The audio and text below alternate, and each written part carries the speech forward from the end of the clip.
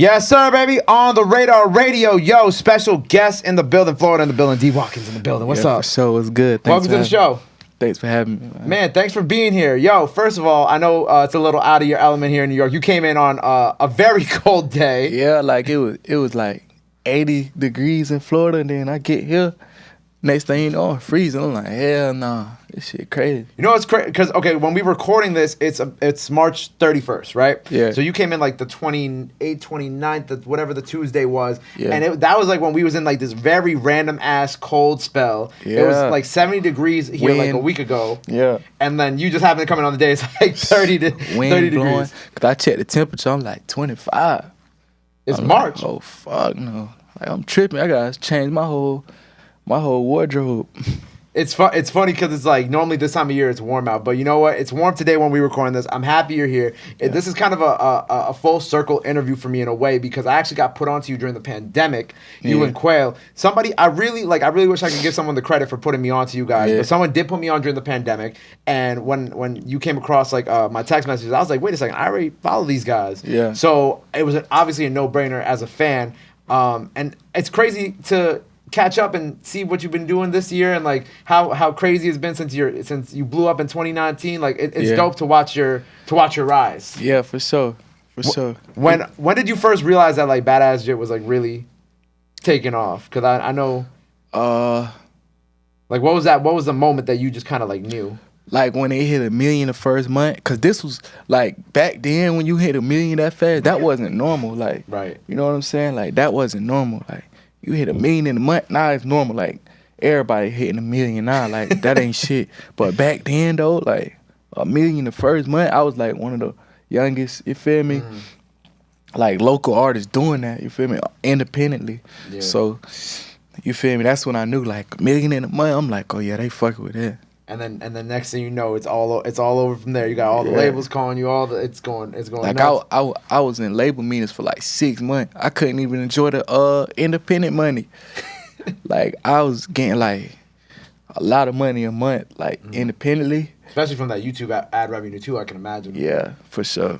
When everybody was like, so all the labels was fighting over you, right? And shout out my good people at Alamo, they snagged you up. Yeah. What made Alamo like the right choice for you? Because like they give you that freedom, like, they let me do what I want, like you feel me? And they believe in their artists. You know what I'm saying? Like I could go sign with Atlantic, where Atlantic got Cardi B, Kodak, all them, and it's like if I ain't doing too good or say I'm depressed, I'm going through shit, I can't really, you know, because at the end of the day we still human. You know what I'm saying? I can't just always just be happy and ready to make a song. Say, you know, I'm going through something like that, like, oh fuck him, like he ain't really.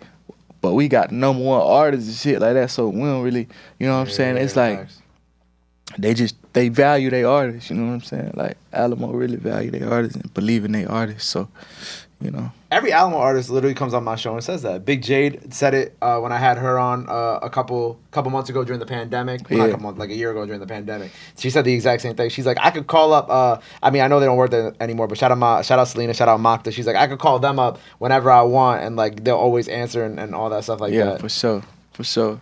For all the people who may not know, so where in Florida are you from exactly? I was born in Jacksonville, Florida. Went to okay. school in Jacksonville. Then I moved to like 20 minutes on the outside to Baker County, McLennan, Florida. It's like 20 minutes away, like a small town. Everybody know everybody type shit. Okay. Then I spent a lot of my life there. You know what I'm saying? I went back to Jacksonville, went to school there for a little bit, then went back home. So I spent the majority. It's mostly Jacksonville. Yeah, you know what I'm saying, Jacksonville. What was your like kind of? So you bounced around a lot then, right? Not really. That's where I was, like, my whole life, like, right there. Well, I know in Florida, but you, like, bounced around Florida a little bit. Nah. It was Jacksonville. What was the other place? McLennan, yeah. Yeah, but that's still, like... in the same area. Yeah, it's like an outskirt. You know what I'm saying? Like, right there on the outside type shit. Okay, got you. So growing up in Florida, like, what was kind of, like, the music being played around you? Like, what were your... All I listened to, like... And I don't want to sound like... You know what I'm saying? Like, you know how people be like Jay-Z and stuff like that. Yeah. I ain't gonna cap. I ain't grow up on that. Like, I grew up on the Southern music. Boosie, Webby, Lil Wayne was my favorite. You know what I'm saying? My favorite artist. Plies, the whole everybody who you saw, DJ Khaled, Put it on his projects. you Yeah. know what I'm saying? That's who I was listening to for real. Like, and that's just how it was. That's what my mama listened to. Of you course, know what I'm saying?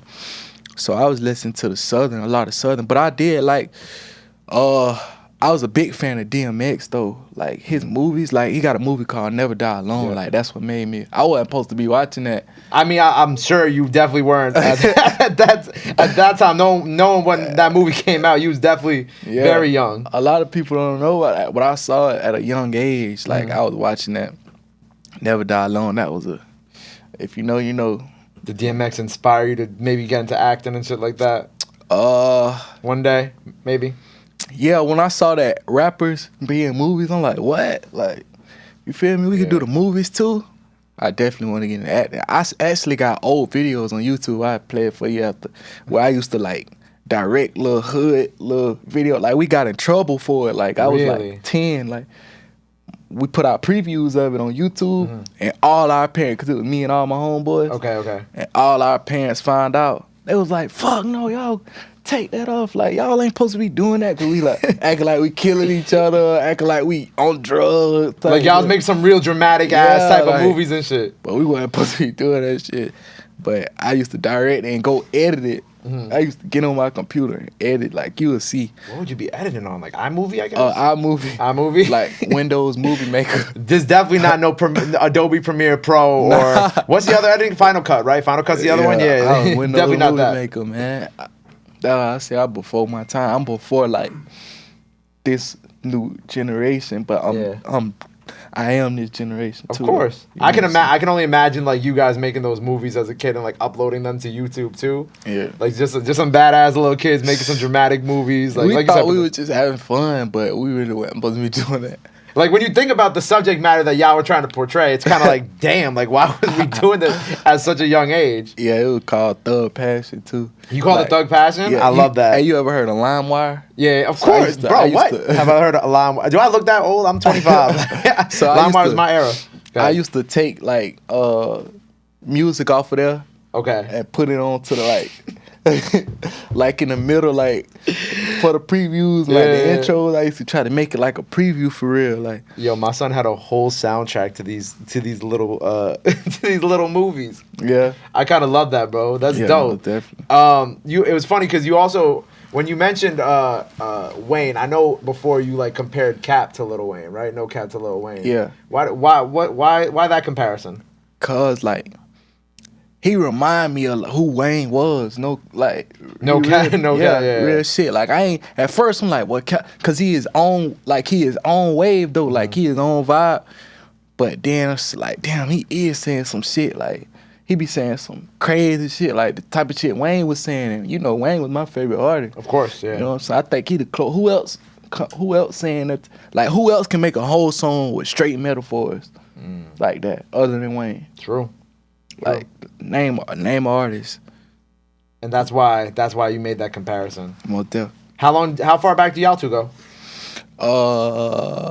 Let me see. We're in 2022 now. When we dropped that song, we did a song together in like what? 2020? 2019? Yeah, so around that time. How did the two of y'all meet? I forgot. I think I hit bro up online or some shit like that. Or his brother.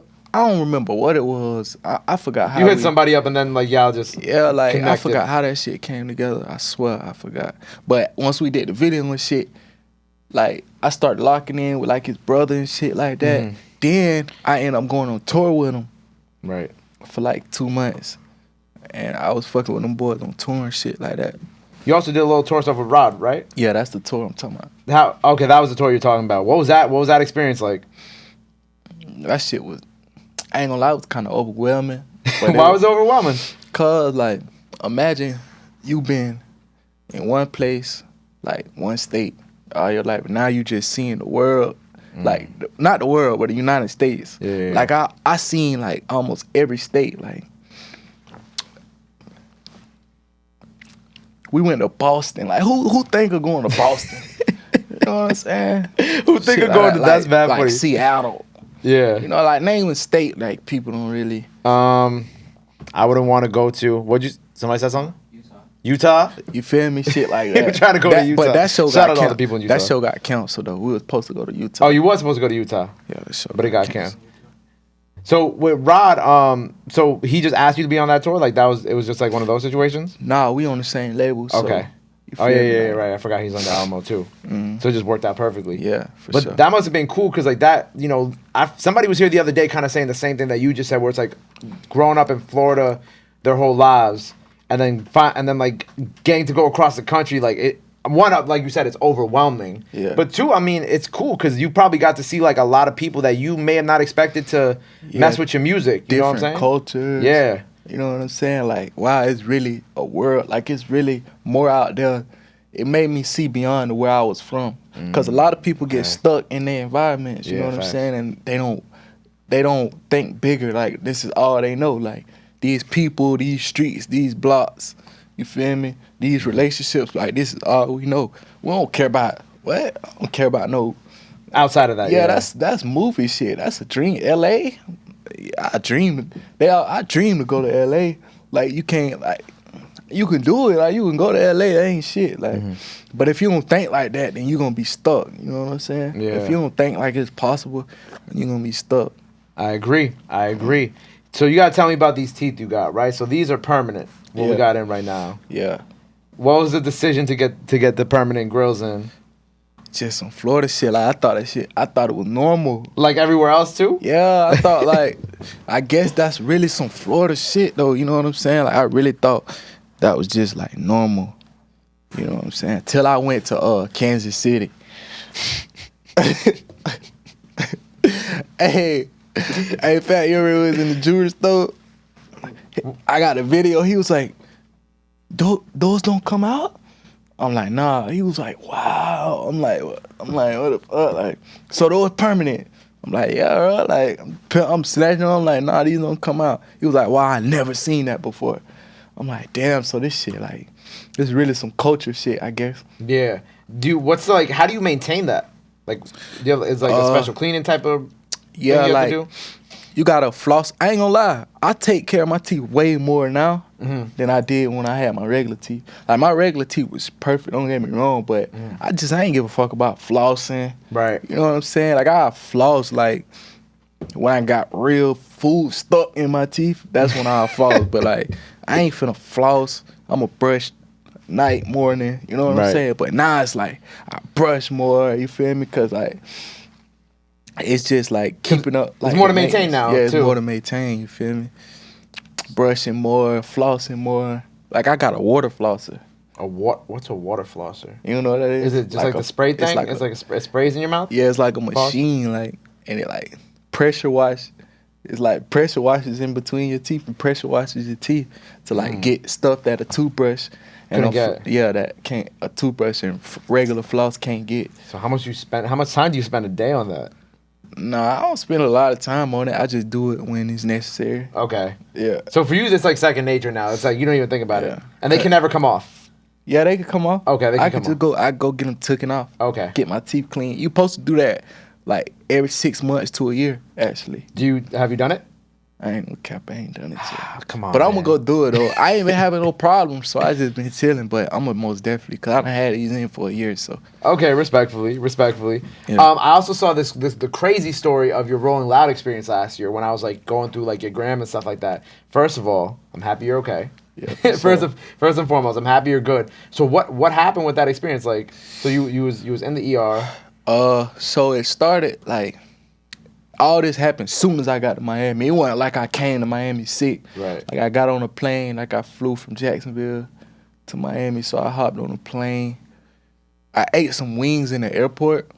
Oh, no. I don't know if that was the cause, but that's the only thing I could think of, you know what I'm saying? But when I got to Miami, I was cool. So the next day, I started getting, like, weak. Like, I couldn't eat. It's like I start getting real sick, like throwing up. Like, I was throwing up like yellow fluids. Whoa, okay. You know what I'm saying? Blood. I was throwing up blood. I'm like, what the fuck is going on? So I go to the hospital in Fort Lauderdale. I'm in the hospital from like 11 at night to 6 in the morning. I was dehydrated.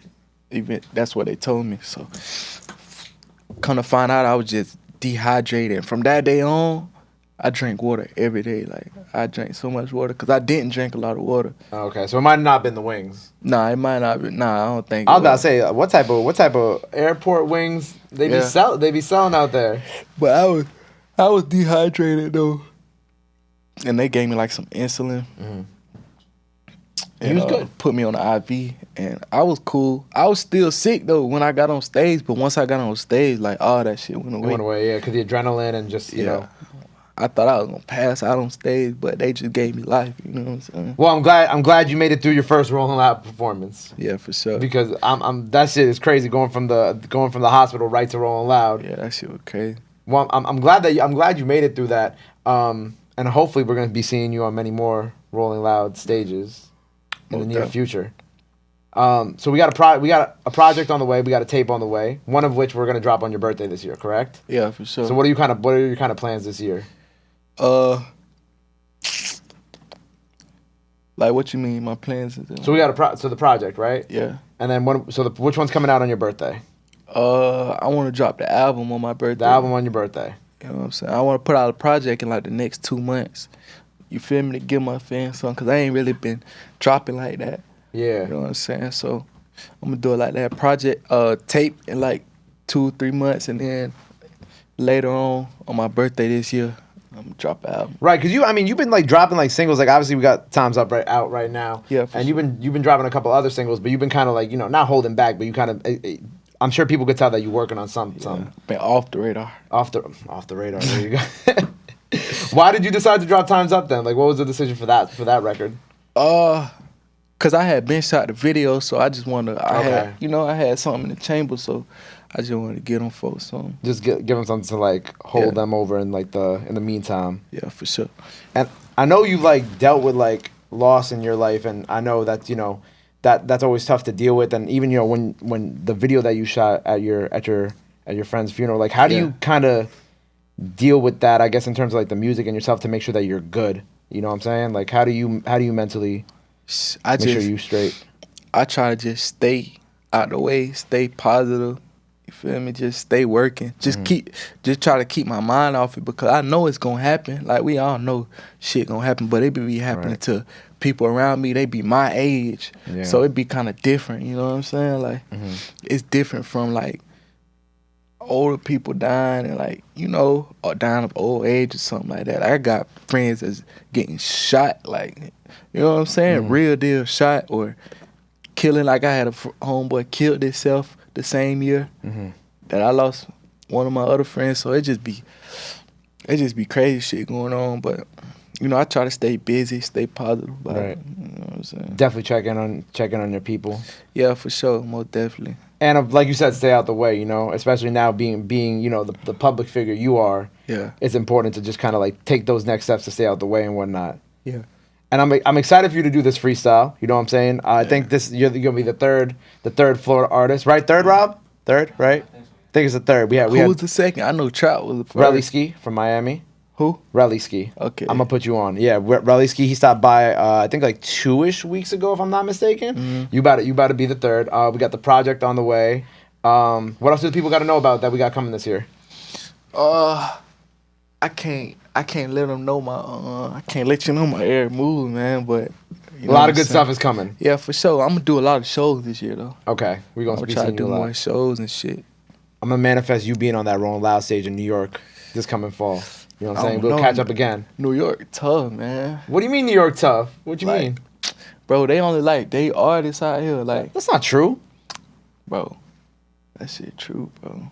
That's not true. Why do you think we only like our artists out here? Because or super mainstream artists, like okay. You know what I'm saying? Like the Kodak Blacks, Lil Babies and shit. But as far as like,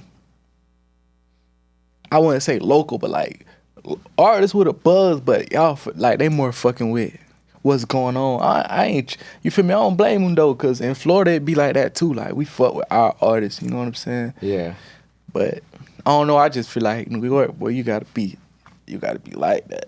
We gonna let them know Dee Watkins in the building. We gonna let him know that You bodied your freestyle. We're going to let them know exactly who you are and exactly why that they got to make sure that they tap in with your music. Yeah, for sure. Well, I appreciate you being here. If you're watching this, make sure you go run up the freestyle. Let the people know where they can follow you at. Anything else you want to let them know? This camera right here. Right here. This one right here. That's your camera. Oh, yeah, for sure, man. Just stay tuned. You know what I'm saying? I'm working. Just, I don't know. Just Where they can follow you at? Oh, yeah, Instagram at Dee Watkins. You can follow me on Twitter at 1D Watkins. TikTok, all the same. You know what I'm saying? There you have it. Make sure you go run up the freestyle. Go show the man some love. New project, new tape on the way. More festivals, more Rolling Louds, more performances. Till next time, Dee Watkins on the radar. My guy. Appreciate you, bro. Dope.